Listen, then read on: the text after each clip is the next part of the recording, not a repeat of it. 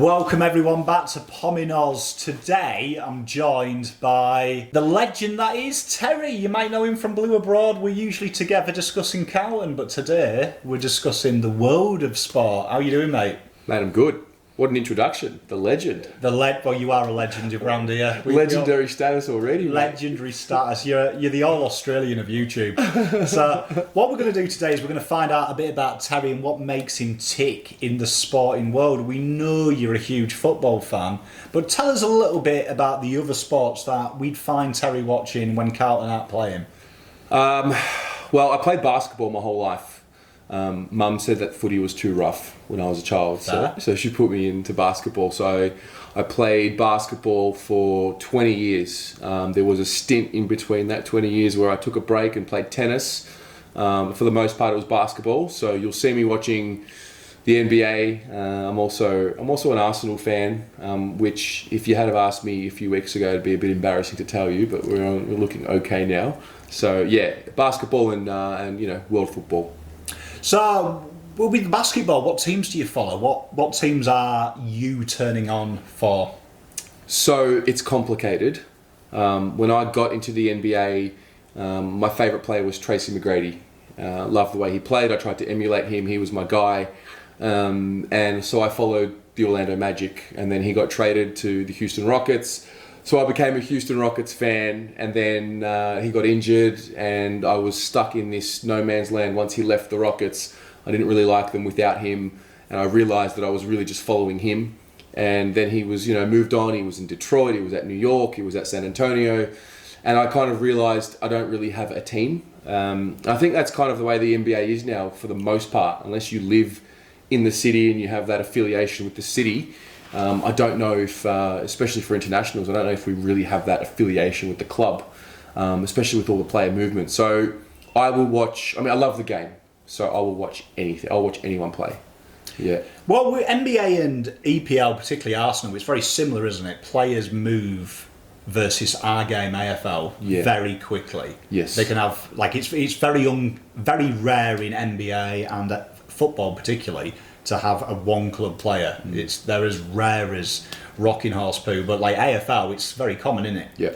So I mean, obviously, I think when you look at sport, it's kind of hard to get passionate, isn't it? When there is movement. I know as a soccer fan, you get drawn to a player, and then 2 years later, your team aren't doing well. He jumps ship, and we don't really have that loyalty to the badge. So I can kind of see what you mean with that. It's kind of hard, isn't it, when your player leaves a club.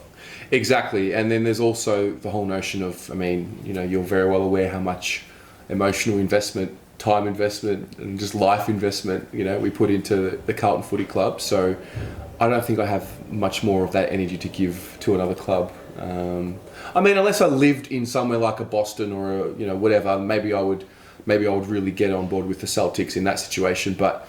Yeah, I'm happy to give all my emotional energy to the Blues. Who's your favourite basketballer in the NBA now? Love LeBron. He would be number one. I love Kevin Durant. I love Damian Lillard. I love Giannis. I'm really gravitating towards the guys who are remaining, who still have those old school-ish principles. I actually, the other day, for the first time, when the James Harden trade was announced, it was for the first time I said to myself, I fucking hate this new generation of basketball player. And is that a sign of getting old? Is it a sign of eras changing? I think I kind of get where the people in the 80s and 90s were coming from now, because the game's changed a lot of shooting. It's not about the inside grind anymore. It's about if you can shoot the three, you can pretty much make it in the league. And so I love the guys who are loyal to their teams. Bradley Beal. I know Kevin. I know I said Kevin Durant, but I just feel like he's a bit of a snake as well. I just didn't need to. Like, he didn't need to do it. It's almost like what's that saying from Batman? It's like you either die a hero or you live long enough to see yourself turn into the villain. Yeah, I think there's a bit of that. It is tough. It's a very cultural thing, I think. I think this is an interesting discussion from Australians to Poms. For us, we expect players to leave. So we hope they'll stay, but we're kind of used to the fact that if the success isn't there, good players seek success, Right. and they think more about reputation, their CV. So, as a Rangers fan, many players have left because our league isn't big. Yeah. So they go to the EPL and they'll jump ship very quickly. Yeah. And you kind of are resigned to the fact that one day, like even Steven Gerrard, now our coach, we're resigned one day a big club will come knocking, particularly a Liverpool, and we'll ring him up and say, we want you to coach. And we know it's going to happen. Right. It's inevitable. But we won't hate him. Yeah. There's ways you can leave in football where we'll still love you. It's more when people leave for money. So if like someone went to Rangers to Celtic, you'd be instantly hated. Right. But, that's the no-no. Yeah, but if you went to a club of the same level for money, we probably wouldn't begrudge you if you'd given us loads of talent. Right. It's usually, if you go to succeed yourself, we kind of back you. Yeah, right. But it's weird, because NBA, it does seem, doesn't it, players jump ship. You'd say Rockets and Nets, they're not too far away skill-wise. You'd say this is more a bit of I mean, look, dollar.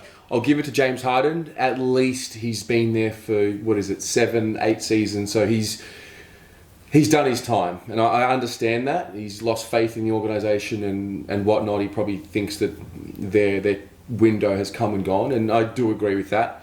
So I don't hold him as in the same breath as what I do what Kevin Durant did going to the Warriors. Or now they've got this, Kyrie Irving. I don't think he's done...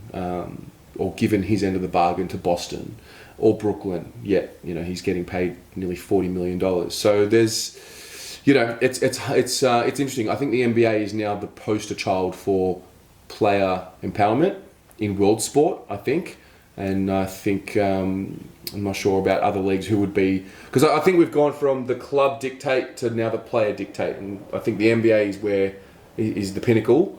So. It's going to be interesting. I can only see it getting more and more towards player movement, though, with human rights and mental health now being a big sole focus and the pressures that are put on to players. So it's an interesting one. I think it's an interesting discussion as well, because AFL to me seems so... The players are kind of almost slaves to the club. Like you look at Saad this year, he wanted to leave, and how hard it was when he didn't have a contract. He was technically unemployed, but he couldn't move. And for me, as a Palmer, I find it really weird your players don't move. And I would love to put this question to you and the audience. Do you think that that's probably why AFL, it kind of holds it back in a way from world sport, in the terms of, I think player movement makes clubs better and makes the game better, because I think it levels the playing field. Particularly in the NBA, because they've got the salary cap. You don't see teams build dynasties as easy as you'd think it would be. Yeah, I think we're moving towards there. I think not only as a sport, but as a culture, Australians are just generally... Australia, I should say, is just generally more conservative. And by virtue of the fact that they're more conservative and this tiny... Well, not tiny, but like this island in the middle of nowhere, things come to us a little later and we adopt things later. So we're talking about sport. Free agency's only really just hit the league over the last, 5 or so years, whatever it's been. And so I think we'll get to a point where the player movement will be a little bit more fluid. And I'm all for it. I have no issue with it whatsoever. I just think for me, it's just more about, okay, what are you getting paid and are you living up to your expectation, It's a big one, because money in sport is obscene. Like when I look at the contracts of AFL, I do kind of chuckle. Like I remember when I was here when Buddy Franklin left and went to Sydney, and they were talking, it was $1 million a year. I giggled to myself, because I was thinking an average footballer can earn that in the UK in about a month if he wanted to. And I'm like, he can't be that good on $1 million a year. Yeah. Like, that's pittance. But it's starting to slowly grow, and I think money does grow games. We see that in the UK, we see that in NBA as well. I think the level gets better the more money, because it becomes a viable career option to these people. Yes. I think also, especially with the AFL, there's people who grew up watching the game in the 70s and the 80s, and you can smell they have this disdain for the modern game, and it's like the commercialization of the AFL has ruined the game and it's now a spectacle and whatnot. At the end of the day, those people will wean out eventually. Like, that's just what history says. And I agree, commercialization of sport is important. We're never going to be the bush league, the local community league that we once were, especially in the AFL. And you either love it or leave it. it's a reality of what's happening. I think what will happen is a bit like in the UK. My granddad was a huge soccer fan. He used to always tell the stories that, you see the older generation of AFL people do. In my day, George Best used to play on the wing for United, and then on the weekend would go and work down the pit. And you're like, come on, that was the 60s. But eventually they kind of get used to it. And what you'll find is, I actually think it makes grassroots sport better, because these type of people then will start to invest in their local footy club and go, you know what, I want to go and see real footy, so I'll go and watch Pakenham play on a weekend, and then I'll go and watch Carlton play as well. And they kind of get best of both worlds. They get the elite, and then they get what they were looking for, the country footballer. No, that's a really good point. I think you're spot on there. Yeah. Now, we know you're an Arsenal fan. Tell us that story, because I find it baffling you were post the greatest Arsenal side I've ever seen. That's blags my head. So the year was roughly 2012, and two of my good friends, one was a Liverpool supporter and one was an Arsenal supporter, Emilio, who you know from Blue Abroad. So Emilio's an Arsenal fan, and we used to hang out on the weekend and watch the EPL, and when there's a choice of game, it was the Arsenal game. I loved Arsenal just because of, obviously they had already moved away from the Invincibles. It was almost a decade later. I just loved the class of the culture, or what seemingly was the class of the culture. Always in the top four, always in the Champions League. That long period of sustained success. I know that they never won the league in that time, but they were in the top four every year for however long it was. And I just resonated with them. My other friend, who was a Liverpool supporter, I was did law school with him, and we would go sometimes to a pub and watch Liverpool games. And this was the year that Luis Suarez had that phenomenal season, and I was watching Liverpool games and getting excited, watching Arsenal games, getting excited. And I remember there was a Liverpool game. I feel like they played Newcastle. And I remember saying to my friend, I'm like, if Suarez scores a hat-trick in this game, I'll become a Liverpool supporter. He scored 2, so it didn't happen. And I just chose Arsenal. It just resonated with me a bit more. And here we are. I was this close to being a Liverpool fan. Really, I really was. I don't regret it. I hope in the long term it pays out well. But I love what they stand for. There's a cleanliness to it that I like. If you're going historical, I'd say Arsenal, Liverpool have great history as well, but Arsenal also have that. They've always been the party boy scene of the UK. You go back to the 70s, Charlie George, his long hair. Yeah. Ian Wright in the 90s and 90s when I was growing up was phenomenal. They've always had something about them, the kind of a classy side. Yeah. And I think it's a shame you missed the Invincibles, because they were something else. The Wenger style of play, like people talk about Pep Guardiola. To me, Wenger invented that possession-based, exciting, quick passing football. Yeah, and also when I remember a goal that they kicked against Norwich, the Wenger ball, the pass, and it was one of those styles that they were never able to do it for long enough. But when they kicked goals through it, it was unbelievable. I think also I had FIFA 2004 on computer. Yeah. And I used to play as Arsenal. So I think that's probably where it started from. Makes sense, because I think their team was rated 90 or something. Ridiculous. It was a great thing. Who's your favourite Arsenal player currently, if you had to pick one? Some good players there. I love Aubameyang, but Kieran Tierney. I think he's my favourite, because he is something that Arsenal have needed for a long time, because they've had nice players, but Tierney is a prick. Nice boy, but as a competitor, he's a prick, and I think he's. I really like him. I used to really love Hector Bellerin. Yeah, I loved his hair. Then he grew it out longer, and I wasn't really a fan of that. But Kieran Tierney is my favourite, and I like these new kids coming through. Emil Smith-Rowe, Saka, Martinelli. I think Arsenal. You'll be able to tell me better. Arsenal have always been like a factory to develop players. They've really done well, and then they get poached by City or Barcelona or whatnot. I think I like that about them as well. They weren't always just buying players, they were developing them. Yeah, particularly with Wenger, he had a habit of buying players that no one really had heard of or had shown glimpses in France, particularly. He loved a French player. and suddenly they become superstars. Like I remember Vieira and Henry. These players had reputation, but they weren't very good. They never. It's kind of a bit like a Carlton situation. He'd always sign the players that high ceilings, but didn't show much, and then suddenly he had this uncanny ability to turn them into world beaters out of nothing. And I think Arteta has that as well. I see that in him. I think he's a very good coach, and I know he separates Arsenal fans. But he's got the greatest apprenticeship in the world from Pep. And I can see it. I thought Arsenal would be a lot better than they are now already, but they're starting to show it. And I think I think he made the right choice, because Liverpool will win this one that they've won, and they'll go back to mediocrity. No one likes Liverpool. No, he did the right thing. I love the cop. I love that whole situation. Like, that's just cool as a sport fan. But look, I am an Arsenal fan, but like I said before, like, I don't have the same passion as Carlton, obviously.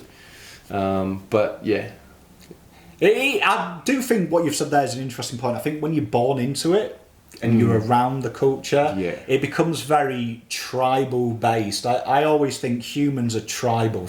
We haven't developed from that. We're warmongering. We love it. We love saying what's mine and what's yours. And I think sport is our only legal way now to do that. So in the UK particularly, like Rangers, two big Glasgow clubs, this is our blue side, that's your side, and then we're coming to invade on away days, and we're going to own it, and Glasgow's ours, and they always have that in the headline, the city is blue or the city is green, and it's a huge thing. And I think that does add the element that particularly foreigners probably don't get so much. Like, to me, I could never watch a Celtic game. I've never watched a Celtic game in my life unless they played us. Got you. I just check the results. So if they need, like this weekend they're playing, we want them to lose, I won't watch it. I will just check the scores. Check the scores. I couldn't bring myself to give them time of day. Yeah, fair. I love that. I love that. But it's a bit different, because in AFL, I will happily watch an Essendon game. I won't support them, but I'll happily put it on and watch. I'll watch and hope they lose and hope that I'm watching them lose. But yeah, that's an interesting one. I mean, because I do hate Essendon, but there are times where there are some of their players that I do enjoy watching. Yeah, it's weird, because like I could never give you a positive about a Celtic player. I follow Scotland as the national team, and Scott Brown played for us all the time, and I used to find it hard to get excited when he played for us. Like, it was still there, the rivalry. Like, seeing Brown get the ball and still be like, oh, I hope he breaks a leg. I hope we win, and he goes off injured 30 minutes in. It was really hard. Like, I remember him scoring a goal in a qualifier, and I found it hard to celebrate it. It was hard. Like, interesting. But it still transcends your nationality. It's weird. Now, we know Arsenal are a huge influence, because you could say Blue Abroad is the upper class version of Arsenal Fan TV. Yeah, I don't know. It's that's for the people to decide. I don't know if I can. I think there is a level of intelligence to try to bring to the channel for sure.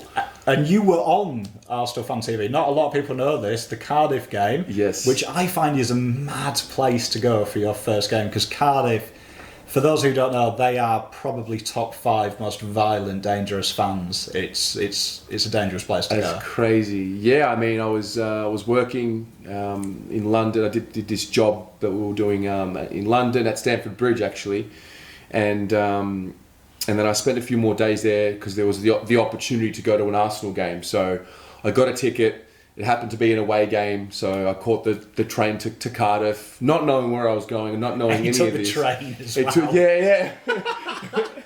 well. I didn't know that Cardiff had this reputation until you told me, probably months, 6-8 months later. But yeah, it was fascinating. There was like the away section, like the 3,000 fans. Only Arsenal fans could be in this away section, and then 30-something thousand people around us. The noise, I'll never forget the noise, because I remember hearing it on TV. And then always dreaming, I've got to go to a Premier League game. When you hear the noise in real life, and then it was a 5-goal game. So it was 3-2. It was 1-0 up Arsenal, 1-1, 2-1, 2-2, and then, Lacazette kicks the winner. Unbelievable scenes. Lost my voice. Met Robbie from Arsenal Fan TV. He was actually standing next to me when the final whistle blew. And we sort of embraced. He hugged me, because we won. And then I went outside and I'd watch Arsenal Fan TV, so I know that they just stand outside the stadium, and I just sort of stood inside the crowd, and like I had told him I was from Australia. he got me on, and at that point, Blue Abroad had started. It was just an audio podcast, and once I saw how simple it was to do, how Arsenal Fan TV operated, it was just the light bulb moment of, yep, we're moving to video, we're going to do YouTube, and we're going to do this properly. And a lot of people talk about the channel and say, oh, you know, but it's AFL, you can't compare it to the Premier League because there's more fans watching the Premier League. Yes, however, I think the passion for the sport is not dissimilar. Oh, so 100%. you know, I might not ever get to a million subscribers like Arsenal Fan TV, but it's not what I'm doing it for. I'm doing it because we're passionate and we want to consume content. And I think there's a gap in Australian footy media anyway. So yeah, big inspiration, and that moment is definitely one of those, you know, I'll look back on as the light bulb moment. It's always surprised me no one's come along before, because in the UK, I would say the Premier League is miles ahead of where the AFL is for fan engagement. Yeah. And it always has been. I'd say for the last 20 years, fans have always been engaged. Our major TV shows have always had fan involvement, fan panels. We used to have fans could actually apply, and Sky Sports, who are Fox Sports in the UK, they would pay for you to go to every game as the representative and be the commentator. So you could literally watch a game and just listen to like you and me versus two Essendon people. And it used to be a lot more entertaining. I used to love watching the neutral games and just hearing two rival fans go at it with fun and banter. It was entertaining. But I'm surprised Blue Abroad is the only one. Yeah. For a while it was one. Like I remember doing content with you, and it was so hard to find a rival fan.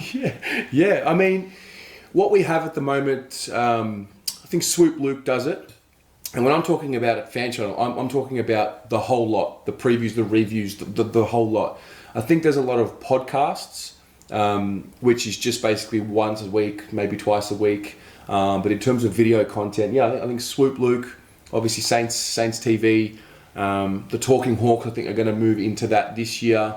There is Hawthorn Fan TV, which is really just, I mean, he does the interviews outside, but he's now adding those extra layers. So there's a little community. There's West Coast Fan TV, obviously. They're starting to pop up. They're popping up, and the way I see it, and I said this 2 years ago when I was on Arsenal Fan TV, in 5 years from that moment, so we've got 3 more to go, or 2 more to go, there will be a fan channel for every club. It's just, we're moving into this digital world. This is the way we're going. We want more content. We have to wait until Monday, and we watch the programs, and you only get 2 to 3 minutes coverage of your club if you're lucky, like we are, because we're a big Melbourne club. And you want more. And I think last year with the pandemic, you know, although it was a disaster year in my head at the time, because I obviously came back to the country to pursue the dream and do it properly, it ended up being a silver lining because the fan cams emerged, and I think what we built was the new age talkback radio, or this new era of talkback radio. I think we've kind of brought that back into the fold, and man, we connected with so many people from so many walks of life, and I don't think we would have been able to do that if we were just filming them outside the stadium, because you're limited. You know, It's a live stream. It's a couple of minutes. Next person. So, it's been an interesting journey. I think as well, what we forget as well is how important sport is in life. And I think COVID showed us that, because I've got a lot of mates in the UK and they're going through the COVID situation, and the one thing that's keeping them going at the moment is the football season still going on. Yeah. Like the amount of my mates who are like, please don't stop the football season. Yeah. Like, I don't mind being locked down. I don't mind not being able to go to the pub. Don't stop me watching the footy at the weekend. Yes. And I think one thing that's taught them is they're using Facebook a lot more to connect. And it's particularly on the football shows that the UK do. It's being able to talk to people and just have the interaction. And I think that's something that Blue Abroad taught me, the amount of people who started to reach out, not about sport, but about personal stuff because of the show. Yes. And I think that's taught us how football is so important to us. Yep. And it's not a game. It's more than a game. It's more than a game. It's, for me, sport is really what could save the world, because you have a connection. I mean, you can go, for let's say for the Premier League, I've watched Arsenal in many parts of the world. If I go to a pub it was my pub in Israel that I used to go to. I used to meet people every Saturday that would probably for the most part just be foreigners that are travelling in and out. So I'd meet new people, Arsenal fans. We would connect straight away. There's that tribal family. You're one of us. Yeah, it's a connecting notion. That's what sport is, and that's why I love sport, because it connects people. You forge relationships. You start as Arsenal fans or Carlton fans, and then you become friends because you found that common ground. And that's the magic of sport. There's a power to it. There's a magic to it. And we live in a world now where you can turn that love and passion into a lifestyle, into a career. And I'll always be a sports guy. Oh, I'm with you, and I think one of the wonderful things about sport is even though like the UK is synonymous with violence at sport, I think you've hit it on the head there. When they're out of the country, it's also like a branding. Like as soon as you see, like I'm the same. When I was toured the world and I've seen a guy in a Rangers shirt, he's instantly my best mate. Whether he's Russian, whether he's Iranian, he's Indian. Exactly. As soon as I see that Rangers shirt, I'm going over, we're having a beer, and before you know it, you're best mates in a country that you don't know. True. And it's that branding. And I think that's what Australia has got that probably the UK doesn't have. It's this weird thing. I can go to a game, Essendon Carlton, and sit next to an Essendon fan. Yes. Which still to this day, my father-in-law always laughs, because when we go to Collingwood at Essendon, I still have the urge to glass the Essendon fan when he celebrated them scoring. It's something that's slowly filtering out. But I think that's beautiful that some of my best games have been them rival games. And at the end of the game, the guys bought me a beer to cheer me up. I remember when Essendon beat us by 42, when the first time I did a review for you, I went to that game and the Essendon guy bought me a beer at the end because he felt bad. Yeah, I mean, I don't sit with opposition fans. I try not to. I limit it as much as possible because I'm not having it. I'm not having someone sitting next to me that's I'm not going to start a fight, but it's just very uncomfortable. It's like I don't want to, I don't want to boast in front of them, and I don't want them to boast in front of me. So, I think it used to be a little bit more rough. Actually, I know it did. Back in the 70s and 80s, and they used to try and separate the fans, but now it's just unique. I mean, you have 100,000 people; it's very hard to separate them. It'd be a weird thing. I mean, it is really weird for a Pom though when you first go to a football game and you sat down. And I remember one of the first games I went to was the Richmond game. Yep. And I remember being weirded out when I sat down and I saw a guy next to me in a yellow and black, and I thought maybe I'm in the wrong area. And I remember asking him for the seat because my granddad was running late, my father-in-law. Yep. And he was like, "Oh no, you're in the right place, mate. Are you supporting today?" And I was like, "Do I say the Blues?" It's a culture shock. And like when I told him, he was like, "Oh, well, good luck, mate. Tigers will batter you." And I'm like, "This is weird," because if I'd gone to a Rangers Celtic game, Rangers fan, and sat in the Celtic section, as soon as I'd said Rangers, I'd be dead. Is it that cutthroat? It would have been, yeah. Wow. In certain sections Wow. if we went to Celtic Park and I said I was a Rangers fan, I'd be dead. Someone's throwing something at you, someone's hitting you, someone's telling you to move. Okay. I remember going to an Aberdeen game and my mate was an Aberdeen fan, and the rivalry is there. It's probably the second biggest rivalry. Yeah. But I had to sit in the Aberdeen section and I still had my Rangers shirt on underneath 12 layers. Yeah. And when we scored, it was the hardest goal to not let the passion out, like to actually have to sit on your hands. You can look over the road to see the away section going off, and you're like, "Nah, don't do it. Wow. Don't do it." It happens a lot. If you watch the UK, some of the best moments of the UK are when fans break the barrier and they run over to the rival section. Arsenal fans have done it a few times. Do what Adebayor did, where they run the length of the pitch, go to the other firm, because we call them firms, they're the hardcore, right? And they'll run in front of the firm and celebrate. And you want to see it, you can see the wave of people trying to get to him, and the security guards are having to stop it. That's one of my favourite. I mean, it happened against Arsenal, but that's one of my favourite pieces of footage. Adebayor running the length of the field to celebrate in front of the Arsenal fans. I remember watching that game on Sky and was just shocked he did it. Yeah. Has anyone done something like that? People have done it, but they've not done it to that extent of running 150 metres. Next fucking level. Like, Next level. I think I watched one the other day. It was Luis Suarez. They played against Everton, and at the time David Moyes was coaching. And during the week, he had called him a diver, and he sprinted to the bench and literally just dived in front of him. UK, I know for a fact, some of the players actually train the celebration. So it's come out that they will spend like an hour in training after training, coming up with the ideas. Wow. And it's the most iconic moment. Yeah. Like I'm sick of these like hands in the air. I want a dance. Like if Carlton players are watching this, bring something. Give us something. Bring something. Yeah. So that is Terry's story. Cheers for joining us, my friend. No worries, and mate. Before you go, prediction for Carlton. Where are you going to have us? Are we celebrating next year? We're going to win 13 to 14 games, and we're playing finals football. I love it.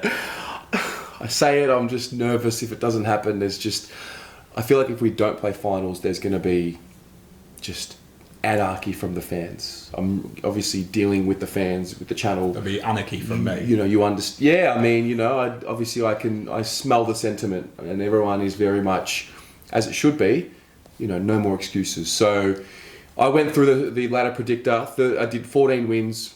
As long as we play finals football, I'm happy. I think that's the move. I'm with you. Well, that's Terry's story. If you want to get involved, please reach out to me. The contact details are in the description. And until next time, see you later.